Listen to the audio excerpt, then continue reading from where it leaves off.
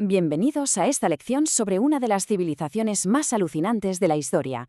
Hoy vamos a diseccionar la estructura social del antiguo Egipto, y curiosamente su sociedad funcionaba exactamente igual que sus monumentos más icónicos, o sea, como una pirámide gigante, rígida y totalmente inquebrantable.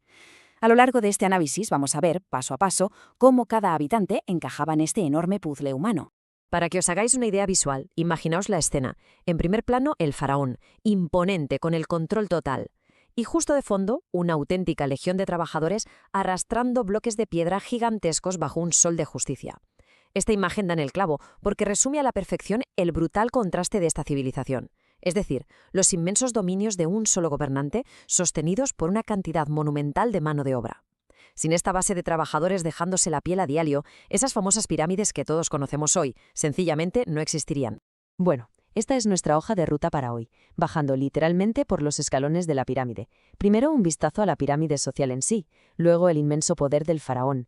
En tercer lugar, los nobles, sacerdotes y escribas. De ahí pasaremos al ejército y el pueblo, para terminar, por supuesto, en la base, los esclavos. Punto número 1. La pirámide social egipcia. Ojo porque esto es clave. Hablamos de un sistema dividido en clases sociales estrictamente separadas. Y cuando digo estrictamente, es literalmente así. No había ascensor social. Si nacías en un escalón, te quedabas ahí para siempre. Echemos un vistazo rápido a esta pirámide. Arriba del todo, completamente solo, el faraón. Justo un escaloncito por debajo, la nobleza, luego el ejército, el pueblo llano y finalmente la base, ancha y pesada, los esclavos.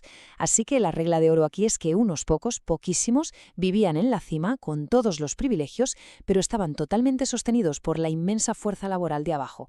Vamos, que si quitabas una pieza de la base, el tinglado entero se venía abajo. Pasamos al punto 2, el poder del faraón. Vamos a subir a la cima, a ese vértice estrecho y exclusivo, para hablar del jefe absoluto. El líder supremo que, básicamente, era dueño de todo, o sea, las tierras, las cosechas, el comercio, la nación entera le pertenecía. Para entender de verdad el nivel de poder que tenía este líder allá por el año 3000 a.C., tenemos que tener claras tres palabrejas. Era un sistema monárquico, es decir, un único rey mandaba sobre el Alto y el Bajo Egipto. También era absolutista, porque acaparaba todo el poder sin que nadie le tosiera. Y la más fuerte de todas, teocrático. Esto significa que el faraón no era solo un rey elegido por los dioses. No, es que era considerado literalmente un dios caminando sobre la tierra. Así que cuestionar sus órdenes era como desafiar al mismísimo cielo. Imposible. Pongámosle cara a estos dioses vivientes. Seguro que os suenan nombres míticos como Tutankamón o Ramsés II y III. Estos líderes, sobre todo durante el Imperio Nuevo, hicieron crecer sus ciudades y conquistaron un montón de territorios, acumulando un poder increíble. Vivían, como os podéis imaginar, a todo lujo junto a sus familias. ¿Y cómo se pagaba semejante tren de vida? Pues a base de impuestos incesantes cobrados al pueblo llano, que era el verdadero motor del país. Pero claro, ser un dios viviente también da muchísimo trabajo. Mantener a raya todo un imperio absolutista no es tarea fácil. El faraón tenía 5 responsabilidades gigantescas en su día a día. Hacía las leyes, organizaba el ejército para las conquistas, dirigía la religión en los templos, era el juez supremo y, por si fuera poco, se encargaba de distribuir la comida a la gente. Era un nivel de control centralizado llevado al límite absoluto. Él era literalmente el responsable de que el país no se muriera de hambre. Llegamos a la sección 3. Nobles, sacerdotes y escribas. Bajamos un peldaño de la cima de la pirámide y nos encontramos con la flor innata de la sociedad. Esta era la élite poderosa que se llevaba una buena porción de los lujos que producía el imperio. Y lo curioso de este grupo es cómo se repartían el pastel del poder en 2 bandos. Por un lado estaban los sacerdotes, que eran los peces gordos justo debajo del faraón. Dominaban la religión, controlaban la magia, que entonces era vital, y hasta se ocupaban de la sanidad espiritual. Eran los guardianes de las creencias. Pero luego, por el otro lado, estaban los escribas, que eran el polo opuesto, puro pragmatismo. Ellos eran los administradores, los burócratas de la civilización. Apuntaban todo lo que pasaba y, lo más importante, llevaban la cuenta exacta de quién había pagado los impuestos y quién no. Así que teníamos fe y magia a un lado y contabilidad dura y pura al otro. Ambos imprescindibles para que la maquinaria estatal no se detuviera. Sección 4. El ejército y el pueblo. Seguimos descendiendo hacia las capas intermedias de nuestro viaje.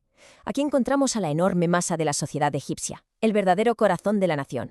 A ver, el ejército se dedicaba a proteger las fronteras, eso está claro, pero debajo de ellos estaba el pueblo, con mayúsculas. Hablamos de comerciantes, artesanos, agricultores y pastores. Ellos eran la columna vertebral de la economía. Sin embargo, su día a día era una lucha constante. Y fijaos en este dato que nos dejan las fuentes porque es tremendo. Aparte de trabajar de sol a sol en el campo o en el taller, muchas veces el Estado los obligaba a construir esos colosales templos y palacios públicos. ¿Y sabéis cuánto cobraban por este esfuerzo monumental? Exacto, 0. Ni un solo céntimo a cambio. Si comparamos todo esto, el contraste es brutal. A medida que bajamos de estrato social, los derechos simplemente desaparecen. Miradlo bien. Los nobles arriba nadando en la abundancia gracias a los impuestos ajenos. En medio, el pueblo, creando toda la riqueza y construyendo palacios del Estado completamente gratis. Y abajo del todo, bueno, llegamos a la fila más oscura, los esclavos. Esta imagen muestra claramente la impresionante y a veces dolorosa desigualdad que mantenía a flote la majestuosidad de Egipto. Lo que nos lleva, por supuesto, a la sección 5, la base, los esclavos. Llegamos a la capa más ancha, más profunda y más olvidada, el puro cimiento sobre el que recaía, de forma literal, todo el peso de esta antigua superpotencia. Aquí nos damos de bruces con la realidad más dura de este sistema. La gran mayoría de estos esclavos eran prisioneros traídos de guerras en tierras lejanas. Estaban en el pozo más hondo de la sociedad. Tenían 0 derechos, pero 0 absoluto. Según los textos de la época, no eran ni siquiera considerados personas. La ley los trataba como simples objetos. Los nobles los compraban y vendían como quien compra ganado. Eran, en resumen, una fuerza laboral desechable que construía la grandeza material del reino sin ser siquiera dueños de sus propias vidas. Para terminar esta lección, quiero dejaros con una pregunta para pensar. Hoy hemos visto toda esta arquitectura social, desde el dios intocable en la cima hasta el esclavo invisible en la base. Sabemos que esta mole inamovible dependía de una gran masa de gente sin derechos ni libertad. Pero, ¿qué creéis que le pasaría a ese dios absolutista, tan cómodo allá arriba en su trono dorado, si esa base inmensa de obreros sin sueldo y esclavos encadenados decidiera, de repente, colapsar o dejar de cargar con el peso? Es una reflexión bastante profunda sobre lo frágil que es en realidad cualquier sistema basado en una desigualdad tan extrema. Muchísimas gracias por acompañarnos en esta exploración por las entrañas del Antiguo Egipto. Nos vemos en la próxima.